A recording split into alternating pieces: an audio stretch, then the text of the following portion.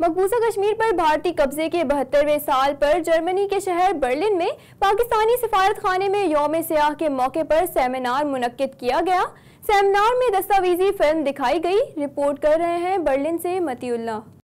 Seminar میں سفیر پاکستان جوہر سلیم نے یوم سیاح پر صدر مملکت ڈاکٹر عارف علوی کا پیغام پڑھ کر سنایا۔ ڈاکٹر عارف علوی نے اپنے پیغام میں کہا کہ سلامتی کونسل اپنی قراردادوں میں کشمیریوں کے حق استصواب رائے کا فیصلہ دے چکی ہے۔ بھارت کشمیریوں کی جدوجہد کو طاقت کے ذریعے نہیں دبا سکتا۔ مقبوضہ کشمیر کے عوام کے منصفانہ نصب العین کے لیے پاکستان غیر متزلزل اور مستقل اخلاقی، سفارتی اور سیاسی حمایت جاری رہے گی۔ جوہر سلیم نے شرکاء سے خطاب کرتے ہوئے کہا کہ جرمن چانسلر انجلا مرکل بھارت کا دورہ کرنے والی ہے۔ امید ہے انسانیت کی بنیاد پر مرکل نریندر مودی سے کشمیر سے متعلق بات کریں گی اور بھارت کو مسئلہ کشمیر پر اپنی پالیسی پر نظر ثانی کرنا ہوگی۔ پاکستان اپنے کشمیری بھائیوں کی جو ہندوستانی جبر و استبداد کا سامنا کر رہے ہیں، ان کی مورل، پولیٹیکل اور ڈپلومیٹک سپورٹ جو ان کی ہے وہ ہم جاری و ساری رکھیں گے، اور وہ بھی ہے۔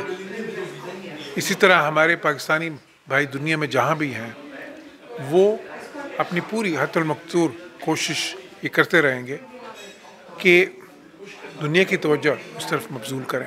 جوہر سلیم نے کہا کہ شہداء پاک فوج اور حریت پسند کشمیریوں کا لہو رائگاں نہیں جائے گا۔ کشمیر پاکستان کا حصہ بن کر رہے گا۔ بھارت کشمیر میں ریاستی دہشت گردی ختم کرے۔ اقوام متحدہ بھارتی مظالم کی تحقیقات کے لیے کمیشن قائم کرے اور کشمیریوں کو اپنے مستقبل کا فیصلہ کرنے کا حق دیا جائے۔ اس موقع پر پاکستانی کمیونٹی اسٹوڈنٹس کی بڑی تعداد شریک رہی۔ اس موقع پر کشمیر میں جاری بھارتی افواج کے ظلم و ستم اور بربریت پر مبنی ڈاکیومنٹری فلم دکھائی گئی۔ Matiullah, Voice of South Asia, Berlin.